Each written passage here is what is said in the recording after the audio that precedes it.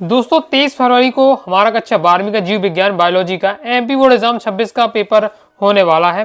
Okay, अब हमारे पास ज़्यादा समय नहीं है, कुछ ही घंटे हमारे पास है तैयारी के लिए। ओके, तो प्रॉपर मैं तैयारी आपको करा चुका हूँ। 2 अंकी वाले, 3 अंकी वाले, 4 अंकी वाले अति महत्वपूर्ण प्रश्न उत्तर बता दिए, वस्तुनिष्ठ की प्रैक्टिस करा दी है। ओके, ये हमारी वस्तुनिष्ठ की लास्ट वीडियो होने वाली है। इस वीडियो में हम संपूर्ण रिवीजन करने वाले हैं, महामैराथन होने वाले हैं अति महत्वपूर्ण वस्तुनिष्ठ प्रश्न उत्तर की। एक ही वीडियो में आपके अध्याय 1 से लेकर अध्याय 13 तक के सभी अध्यायों को मैं आपको वस्तुनिष्ठ बताते जाऊंगा। ओके, एकदम कंप्लीट आपको वस्तुनिष्ठ बता दूंगा और जो उसमें सिलेक्टेड है उनको भी मैं आपको टिक लगाते जाऊंगा।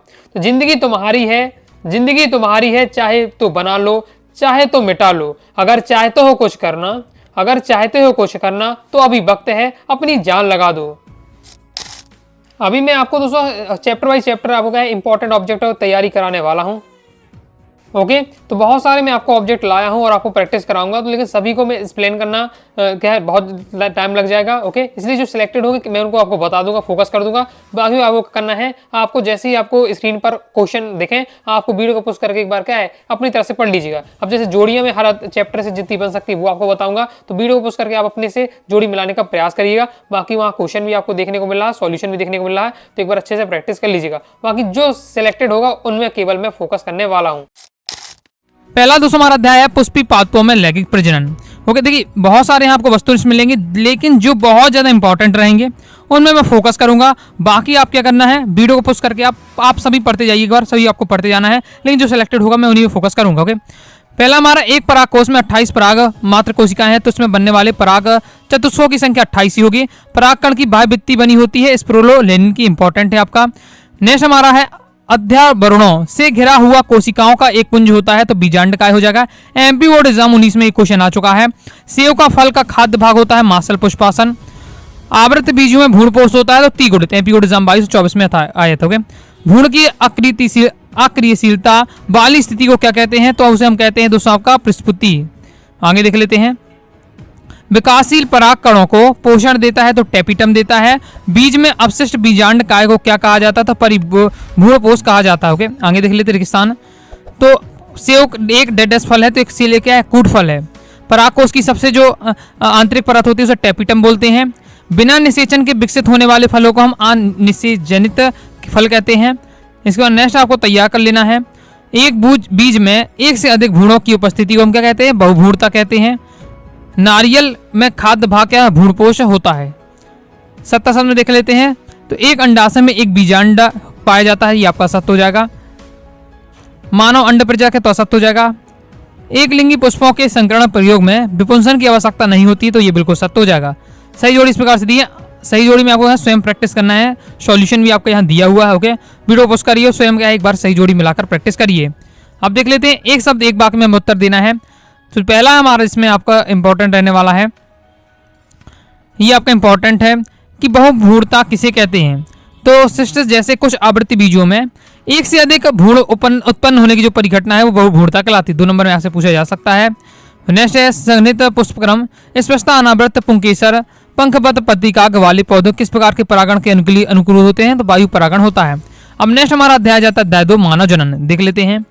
निम्न में से कौन सी नर सहायक ग्रंथि नहीं है, तो जो आपका तुम्बिका है, ओके, ये आपकी क्या है, नर सहायक ग्रंथि नहीं है। नेक्स्ट देख लेते हैं। शुक्राणुओं के अक्रोशों में पाया जाता है, एंजाइम्स पाया जाता है। ऋतुस्राव के हार्मोन्स की कमी कारण होता है, तो प्रोजेस्टेरोन हार्मोन की कमी कारण होता है। फिर नेक्स्ट आपको तैयार करके रखना है। निम्न में से किसमें 23 गुणसूत्र होते हैं, तो द्वितीय का साइट में। रेगिस्तान की पूर्ति में मानव डेडस उत्पत्ति वाला, तो मानव लैंगिक उत्पत्ति वाला है। मानव क्या है, सजीव प्रजनक है। ओके, नेक्स्ट है हमारा क्वेश्चन, नर एवं मादा युग्मक क्या है, अगुणित होते हैं। आगे नेक्स्ट आपको तैयार करके रखना है। नर एवं स्त्री के युग्मज का या संलयन को हम क्या निषेचन कहते हैं। निषेचन डेडस में संपन्न होता है, तो फ्लोपियन नलिका की संकीर्ण में आपकी पद स्फुटता संधि में। मनुष्य में वृषण डेडस में स्थित होते हैं, तो वृषण कोश में हो जाएगा। इसके बाद नेक्स्ट है गर्भाशय की आंतरिक ग्रंथिल स्तर को हम क्या कहते हैं, एंडोमेट्रियम कहते हैं। फिर आपके 77 में देख लेते हैं। लिगेंड कोशिकाएं अंडाशय में पाई जाती है, आपका सत्य हो जाएगा। शुक्राणु को सर्टोली कोशिकाओं से पोषण प्राप्त होता है, बिल्कुल सत्य हो जाएगा आपका ये। आहार नाल का विकास मोजोडर्म और एक्टोडर्म से होता है, तो ये भी आपका असत्य हो जाएगा। फिर आपको ये दिया हुआ है सही जोड़ियां, स्क्रीनशॉट लीजिए और वीडियो को पुश कर या फिर आप क्या वीडियो को पुश करके एक बार प्रैक्टिस करिए स्वयं। फिर एक शब्द एक वाक्य में उत्तर देख लेते हैं। इसमें जैसे आपका इंपॉर्टेंट रहने वाला है शुक्राशय की नलिकाओं में जुड़कर शुक्रवाहक क्या कहलाती हैं, तो स्खलन नलिका कहलाते हैं। नेक्स्ट दोस्तों आपका रहने वाला है यहाँ आपका ये आपका ग्रेफियन फॉलिकन से अंड के बाहर निकलने की प्रक्रिया को हम क्या अंडोत्सर्ग कहते हैं। बाकी ये सभी आपके दिए एक बार पढ़ लीजिएगा। फिर नेक्स्ट हमारा आ जाता है अध्याय 3 जनन स्वास्थ्य, इससे देख लेते हैं। पहला रहेगा इसमें निम्न में से कौन सी एक जन्म नियंत्रण की विधि है, तो आईयूडी क्या एक जन्म नियंत्रण की विधि हो जाती है। चिकित्सीय गर्भ समापन में कितने सप्ताह की गर्भावस्था का सुरक्षित माना जाता है, 12 सप्ताह है। एमन्यू सेंसिटिव विधि द्वारा पहचान की जाती है भ्रूण के अनुवांशिक रोग की। इसके आगे देख लेते हैं। नेक्स्ट आपका पुरुषों के लिए स्थायी गर्भ नियंत्रण आपका उपाय हो जाएगा वैक्सोटॉमी। ओके, आगे देख लेते हैं। रेगिस्तान में परिवार नियोजन कार्यक्रम को अब परिवार कल्याण के नाम से जाना जाता है। एमन्यू सेंसिटिव का दुरुपयोग डेडेस परीक्षण हेतु होता है, तो भ्रूण परीक्षण के लिए इसका दुरुपयोग होने लगा। मानव जनसंख्या का वैज्ञानिक अध्ययन डेडेस कहलाता है, डेमोग्राफी कहलाता है। फिर नेक्स्ट देख लेते हैं। नेक्स्ट आपको तैयार करके रखना है, ये तो आपका क्लियर है। पुरुषों में पाई जाने वाली वंदकण को ट्यूबोटोमी कहते हैं, तो आपका ट्यूबेक्टोमी कहते हैं, तो असत्य हो जाएगा, ट्यूबेक्सोटोमी कहते होगे। आगे देख लेते हैं। नेक्स्ट आपका सिलिफिलिस एक यौन संचारित रोग है, तो आपका ये बिल्कुल सत्य हो जाएगा। बाकी एक बार आपको सभी आपको पढ़ लीजिएगा वीडियो को बस करके। ओके, फिर आपका दोस्तों दिया है सही जोड़िया, तो पढ़ लीजिएगा। जैसे आपका वैक्सोटोमी इंपॉर्टेंट है, तो पुरुष बंधकण हो जाएगा। IUCD आपकी बात की जाती है, तो ये कॉपर टी हो जाएगा। बाकी सभी आपको पढ़ लेना है। नेक्स्ट हमारा जिप्ट का पूरा नाम, तो जाइगोट इंट्राफिलोपियन ट्रांसफर इंपॉर्टेंट रहने वाला है। साथ ही गिफ्ट का आपको पूरा नाम भी तैयार करके रखना है। फुल फॉर्म वाली वीडियो में जो आपके सिलेक्टेड थे मैंने आपको बताए थे। किन्हीं 2 यौन संचारित रोगों के आपको नाम बताने हैं, तो आपका सिफिलिस और गोनोरिया हो जाएगा।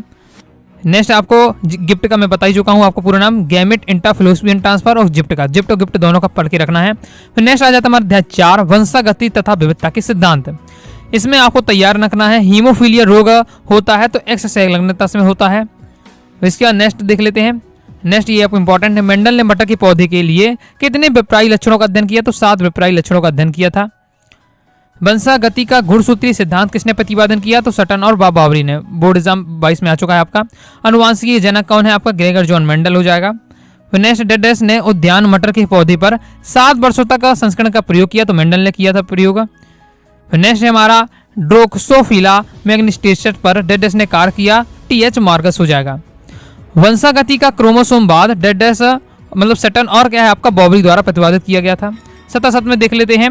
एक लक्षण के 2 विपरीत रूपों के लिए विषम युग्मी एक संकर कहलाते हैं, बिल्कुल सत्य हो जाएगा आपका। नेक्स्ट दोस्तों आपको तैयार करके रखना है।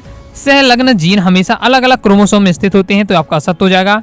लिक्टिटोनिया या एक गुणसूत्रीय विकार है, तो आपका क्या असत्य हो जाएगा। फिर सही जोड़ी इस प्रकार से आपकी दी है, तो आपको क्या है तैयार कर लीजिएगा। वीडियो को पोस्ट करिए, एक बार प्रैक्टिस करिए। आगे एक शब्द एक वाक्य में उत्तर देख लेते हैं।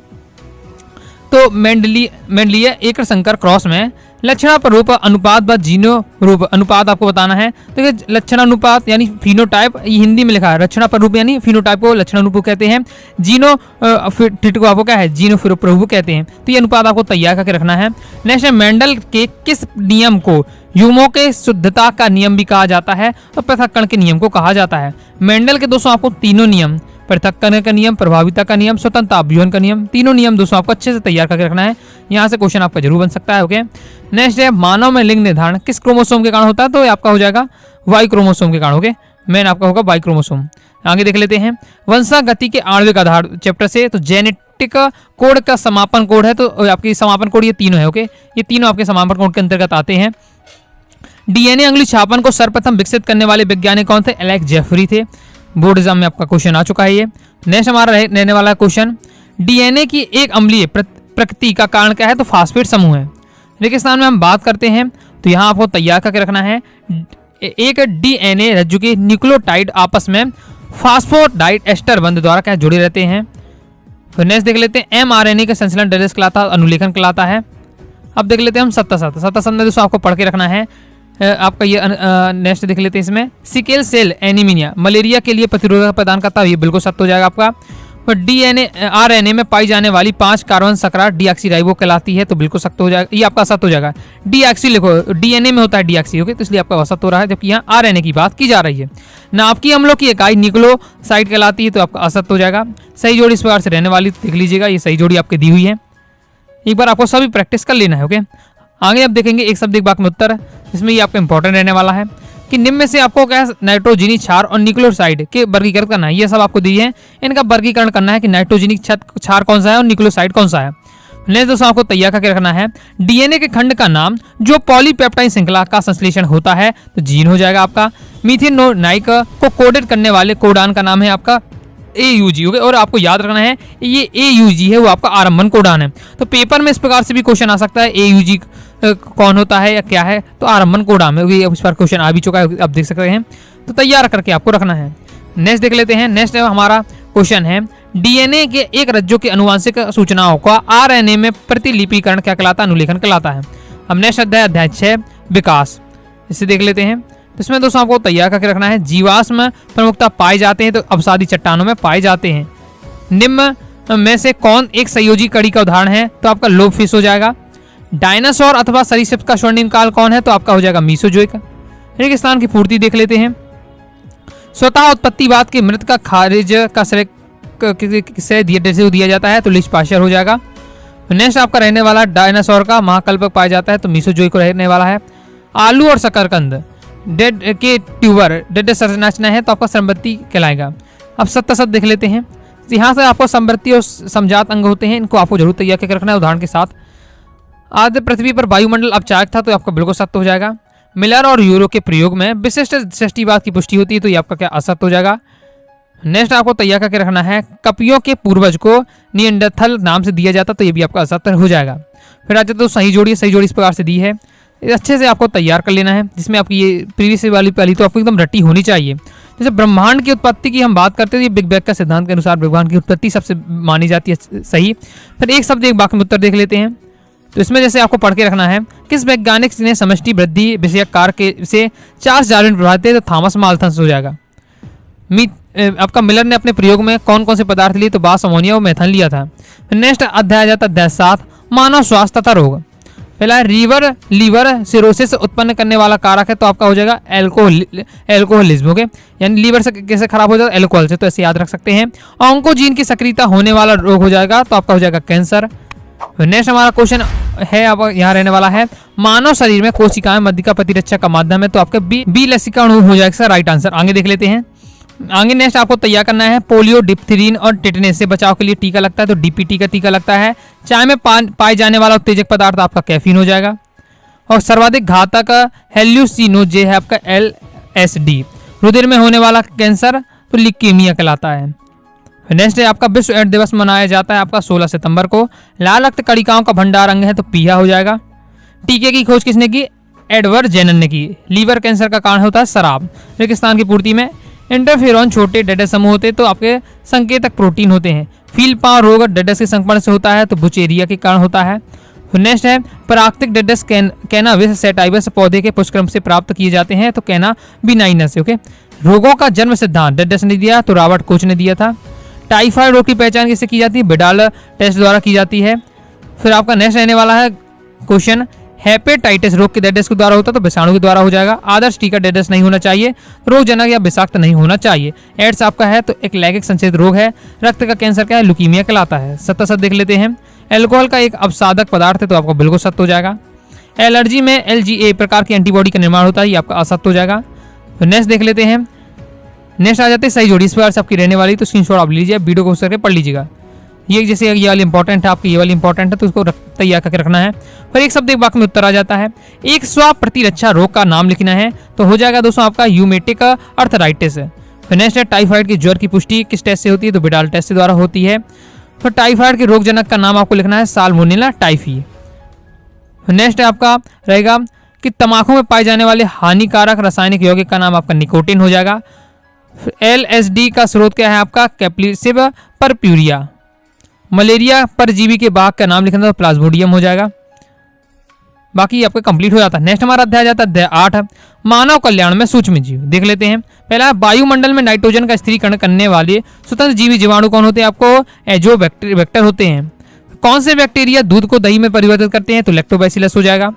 लैक्टोबैसिलस दूध को दही में बदलने समय उसमें किस विटामिन की वृद्धि करता है, तो विटामिन B12 की वृद्धि कर देता है। आगे देख लेते हैं। नेक्स्ट आपको तैयार करके रखना है नाइट्रोजी स्त्री कारक जीवाणु किनकी मूल ग्रंथियों में मिलते हैं, तो चने की मूल ग्रंथियों में मिल जाते हैं।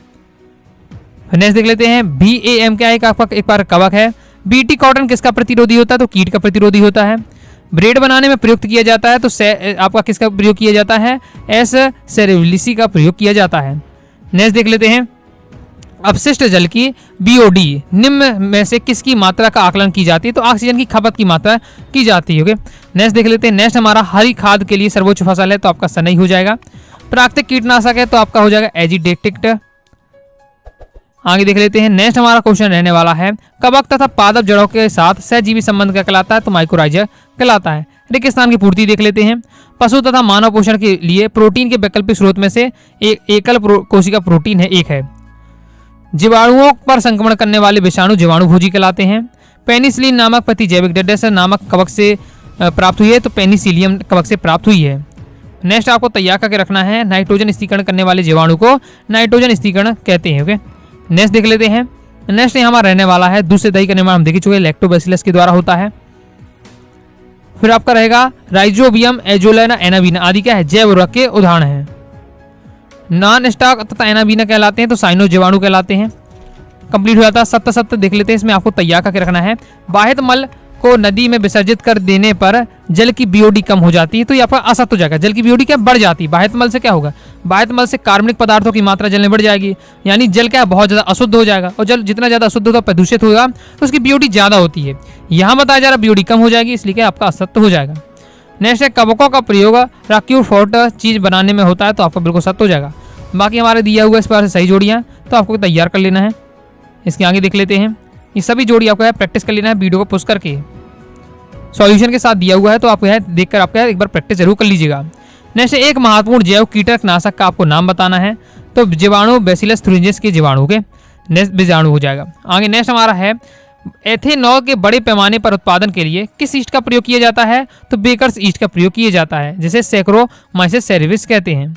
स्विस पनीर से बड़े बड़े छिद्र क्यों होते हैं, तो इंपॉर्टेंट रहने वाला है, पढ़ के इसे भी आपको रखना है। बायोगैस का मुख्य घटक आपका मीथेन हो जाता है। सूक्ष्म जीवों द्वारा कीट या खरपतवार नियंत्रण पद्धति को क्या कहते हैं, तो जैविक नियंत्रण कहते हैं। आईपीएम का पूरा नाम क्या है, इंटीग्रेटेड पेस्ट मैनेजमेंट। पेनिसिलिन की खोज आपकी की है अलेक्जेंडर फ्लेमिंग ने। बीओडी का पूरा नाम जैविक ऑक्सीजन मांग यानी बायोलॉजिकल ऑक्सीजन डिमांड। इंटरफेरॉन आपका क्या है, एक एंटीवायरस प्रोटीन होता है।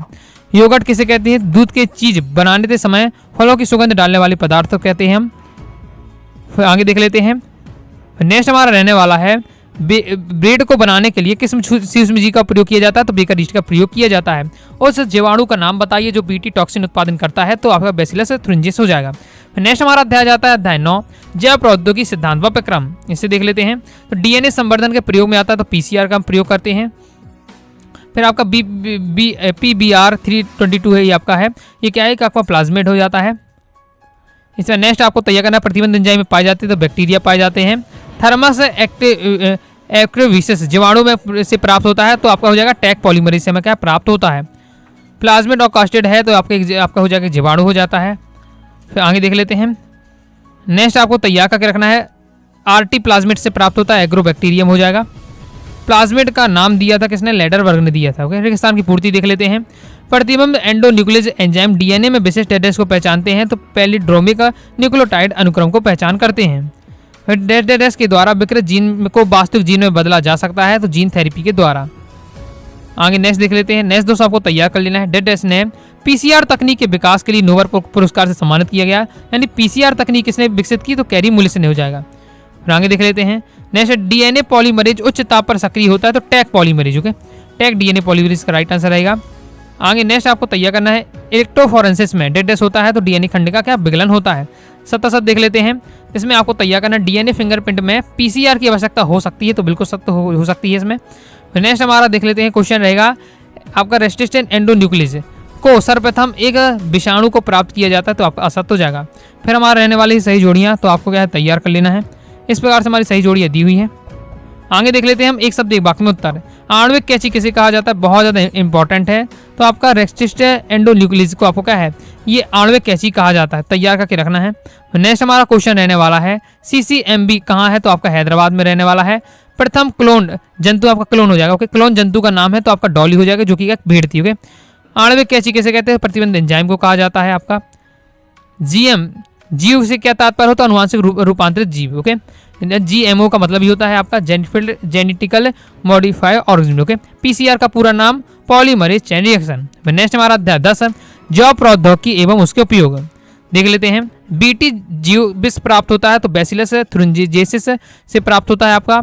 नेक्स्ट रहेगा अंतः कोशिकाओं का समूह जिसमें सभी ऊतकों एवं अंगों को उत्पन्न करने की क्षमता होती है, वो आपके स्टेप कोशिका कहलाती है। इंपॉर्टेंट स्टेप कोशिका से क्वेश्चन आपका बन सकता है। ओके, नेक्स्ट हमारा देख लेते हैं क्वेश्चन है पुनर्योगज डीएनए प्रौद्योगिकी द्वारा उत्पादित प्रथम मानव हार्मोन आपका इंसुलिन हो जाएगा। इंसुलिन कितनी पॉलीपेप्टाइड श्रृंखलाओं का बना होता है? तो 2 पॉलीपेप्टाइड श्रृंखलाओं का बना होता है। आगे देख लेते हैं सुनहरे चावल में कौन सा विटामिन पाया जाता है? तो विटामिन ए यानी गोल्डन राइस। ओके, पेपर में सीधे 2 नंबर में आएगा गोल्डन राइस क्या है। तो गोल्डन राइस ये क्या है? धान की किस्म होती है जिसमें विटामिन ए प्रचुर मात्रा में पाया जाता है। बस इतना आपको बता देना है। बायोवायरस से संबंधित है तो ये सभी से संबंधित हो जाएगा, यानी जैव अनुसंधान से भी, परंपरागत ज्ञान से भी, जैव और जीन्स की खोज से भी। नेक्स्ट गोल्डन राइस से कैसे संबंधित होता है? तो बीटा कैरोटीन भी होता है, जैसे विटामिन ए इसमें प्रचुर मात्रा में है पाया जाता है, सेम इसी प्रकार से बीटा कैरोटीन भी प्रचुर मात्रा में पाया जाता है। इंसुलिन की डी ए और बी श्रृंखला किस बंध से जुड़ी होती है? डाइसल्फाइड बंध से जुड़ी होती हैं। आगे जैव डकैती के शिकार पौधे होते हैं तो उपरोक्त सभी ये नीम, हल्दी, बासमती तेल ये सभी क्या हैं? ये सभी आपके क्या है? बहुत महंगे वाले पदार्थ हैं, तो सभी की क्या है? ये जैव डकैती के शिकार होते हैं। रेगिस्तान की पूर्ति देख लेते हैं। स्टेप सेल डेड जैविक कोशिका है तो आपको जगह प्लूरिटिव प्रोटेंट बीटी एक जैव बेस होता है आपका। पहला ट्रांसजेनिक जंतु आपका 1889 में क्या है? पेटेंट हुआ था। फिर नेक्स्ट देख लेते हैं। नेक्स्ट आपको तैयार करके रखना है। फ्लावर सार एक क्या है? ट्रांसजेनिक किस्म है, तो टमाटर की एक ट्रांसजेनिक किस्म है। फिर रहने वाला हमारी सही जोड़ियाँ इस बार से दी हुई स्क्रीनशॉट लीजिए और तभी आपको यह तैयार कर लेना है, बाकी आपका दिया हुआ पूरा। आगे हम देख लेते हैं दोस्तों सप्तसंध पहला है पारजीनी गाय रोजी का दुग्ध मानव प्रोटीन अल्फा लैक्टोब्यूटेम से संपन्न था, तो यह आपका बिल्कुल सत्य हो जाएगा। बासमती चावल भारत में सैकड़ों वर्षों से उगाया जा रहा, तो ये भी आपका बिल्कुल सत्य हो जाएगा। नेक्स्ट देख लेते हैं अधिकांश औद्योगिक राष्ट्र आर्थिक रूप से परंपरागत ज्ञान के संबंध है, तो ये आपका असत्य हो जाएगा। फिर एक शब्द एक वाक्य में उत्तर देते हैं। प्रथम पारजीनी गाय का नाम आपका रोजी हो जाएगा। वे जीव जो किसी दूसरे जीव से प्राप्त जीन को धारण करते हैं क्या है? ट्रांस जीव कहलाते हैं। बीटी कपास गोल्डन राइस किसके उदाहरण है? तो ये सभी ट्रांसजेनिक फसलों के उदाहरण हैं।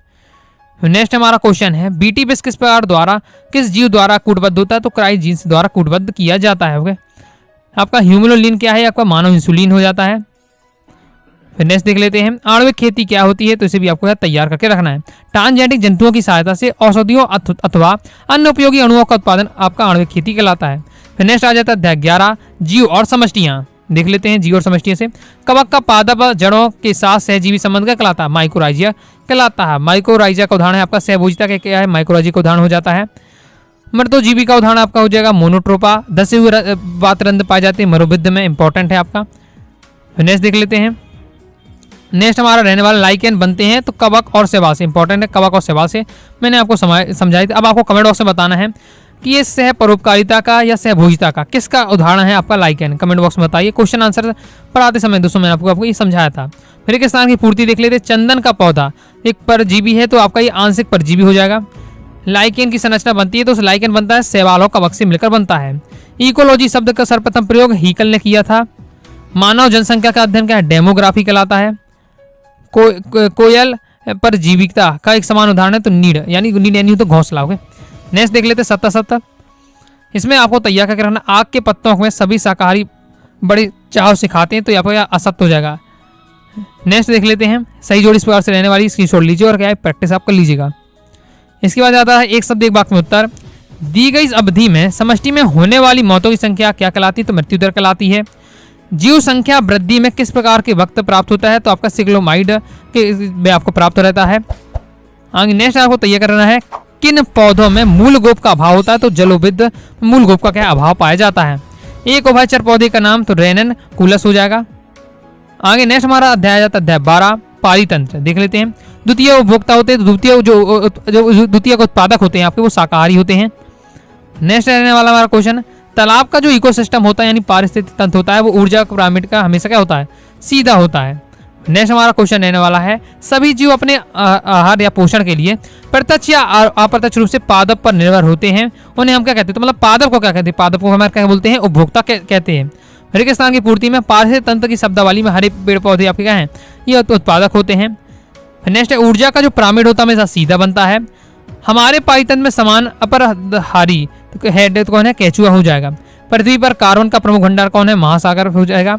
घास के मैदान कृत्रिम पारितंत्र के उदाहरण है, तो आपका क्या असत्य हो जाएगा, क्योंकि घास के मैदान तो है, कोई कृत्रिम तो होता नहीं है। फिर सही जोड़ी हमारी आ जाती है, इस बार से सही जोड़ी दी हुई है, तैयार करके रखना है। इसमें आपका इंपॉर्टेंट रहने वाला है ऊर्जा प्रवाह में क्या है 10% का नियम लागू होता है, तो ये आपको तैयार करके रखना है। पारिस्थितिक तंत्र हो जाएगा, तो पारिस्थितिक आपका टेंसिल हो जाएगा। फिर आ जाता हमारा एक शब्द वाक्य में उत्तर, वन या तालाब पारिस्थितिक तंत्र ऊर्जा का पिरामिड कैसा होता है, तो हमेशा सीधा होता है। ऊर्जा प्रवाह के प्रत्येक स्तर पर कितने प्रतिशत ऊर्जा का ह्रास होता है, तो लगभग 90% ऊर्जा का ह्रास होता है। किसी पारितंत्र में ऊर्जा परम स्रोत क्या हो जाएगा, शुरू हो जाएगा। फिर अध्याय 13 हमारा लास्ट अध्याय है, जैव विविधता तथा संरक्षण। देख लेते हैं। रेड डाटा बुक किसके द्वारा प्रकाशित की जाती है, तो IUCN के द्वारा प्रकाशित की जाती है। भारत का राष्ट्रीय जलीय जंतु कौन है, तो गंगा का डॉल्फिन।